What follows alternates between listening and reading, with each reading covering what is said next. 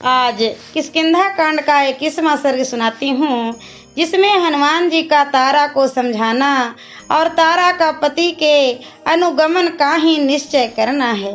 तारा को आकाश से टूटकर गिरी हुई तारिका के समान पृथ्वी पर पड़ी देखकर वानर युद्धपति हनुमान ने धीरे धीरे समझाना आरंभ किया। देवी, जीव के द्वारा गुण बुद्धि से अथवा दोष बुद्धि से किए हुए जो अपने कर्म है, वे ही दुख सुख रूप फल की प्राप्ति कराने वाले होते हैं। परलोक में जाकर प्रत्येक जीव शांत भाव से रहकर अपने शुभ और अशुभ सभी कर्मों का फल भोगता है।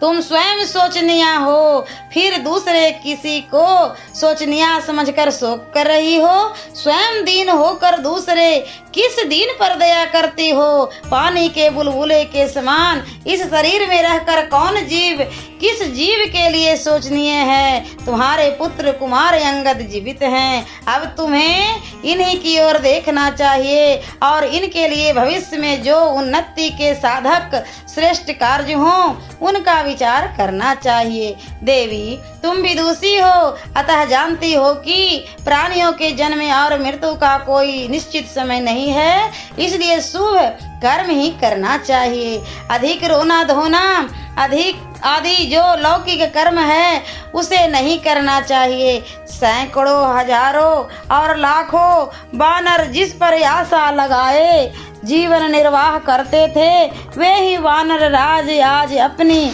प्रारब्ध निर्मित आयु की अवधि पूरी कर चुके। उन्होंने नीति शास्त्र के अनुसार अर्थ का साधन राज्य कार्य का संचालन किया है। वे उपयुक्त समय पर साम दान और क्षमा का व्यवहार करते आए हैं, अतः धर्मानुसार प्राप्त होने वाले लोक में चले गए। इनके लिए तुम शोक नहीं करना चाहिए।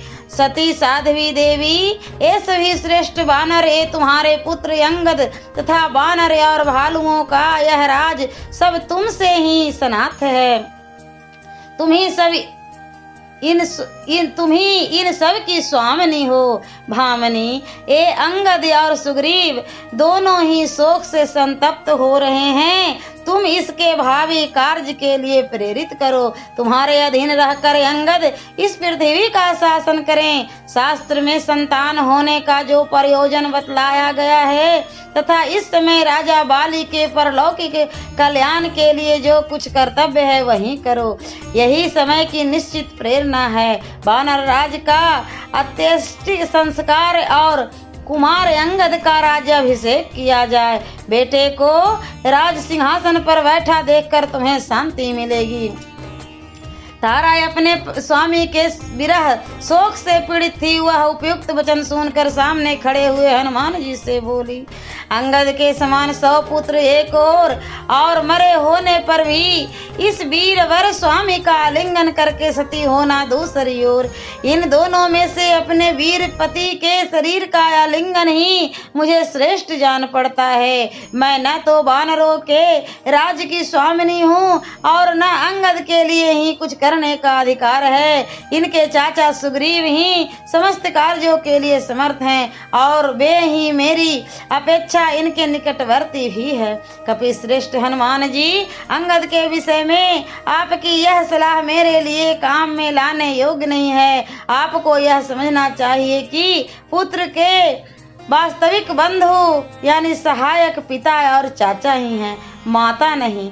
मेरे लिए वानर राज बाली का अनुगमन करने से बढ़कर इस लोक या परलोक में कोई भी कार्य उचित नहीं है। युद्ध में शत्रु से जूझ कर मरे हुए अपने वीर स्वामी के द्वारा सेवित चीता आदि की शैया पर शयन करना ही मेरे लिए सर्वथा योग्य है। सियावरे रामचंद्र की जय।